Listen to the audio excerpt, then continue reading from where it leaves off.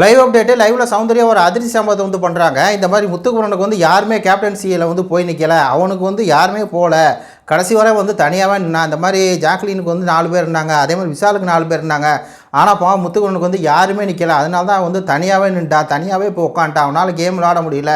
சரி நம்மளுக்கு தான் யாருமே வரல, அவங்க 2 பேரும் விளையாட்டும் அப்படின்னு சொல்லி அவன் நின்ட்டான். பாவமாக இருந்துச்சு அவனை பார்க்கும்போது. இப்படி ஆகி போச்சே அப்படின்னு சொல்லி பவித்ரோட சொல்லிட்டுருக்காங்க. பவித்ரா வந்து அதுக்கு ஒன்றும் பண்ண முடியாது, முத்து கேம் விளாட்ல அப்படின்னா அவ்வளோதான், அதுக்கு நம்ம எதுக்கு ஃபீல் பண்ணோம் அப்படிங்கிற மாதிரி பவித்ரா வந்து சொல்கிறாங்க. அப்போ சௌந்தர்யா கேட்குறாங்க, நீ போயிருக்கலாம்ல பவித்ரா, அவனுக்கு சப்போர்ட் பண்ணியிருக்கலாமா, உன்னை வந்து கூப்பிட்டான்ல அப்படிங்கும்போது நான் எதுக்கு போகணும், அவன் கேப்டன் ஆகுங்க அவசியம் எனக்கு கிடையாது, அவன் ஏற்கனவே ஒரு தடவை கேப்டன் ஆகிற ஆகிட்டான், அது மட்டும் இல்லாமல் எனக்காக அவன் ஒரு இடத்துல நின்னதே கிடையாது, எனக்காக நிற்காதவனுக்கு நான் ஏன் போய் நிற்கணும், அதனால் நான் நிற்க தேவையில்ல, அவன் ஆல்ரெடி கேப்டன் ஆகிட்டான், எனக்கு ஜாக்லின் கேப்டனாக இருந்துச்சு, அதனால தான் நான் ஜாக்லின்ட்ட போய் நின்னேன் அப்படிங்கிற மாதிரி வந்து பவித்ரா சொல்லுது. எனக்கே ஷாக் ஆயிடுச்சு, பவித்ரா இப்படியா அப்படிங்கிற மாதிரி.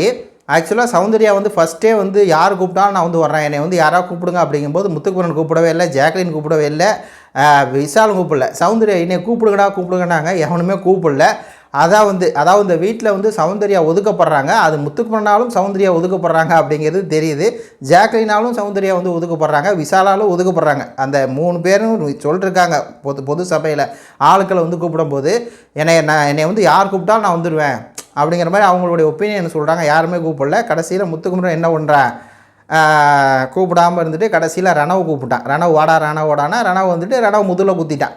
அது ஃபஸ்ட்டே விஷால் சொல்லிட்டான், அவன் எனக்கு தான் சப்போர்ட் பண்ண போகிறான், இப்போ முத்துக்கிட்ட போனால் கூட அப்படின்னு.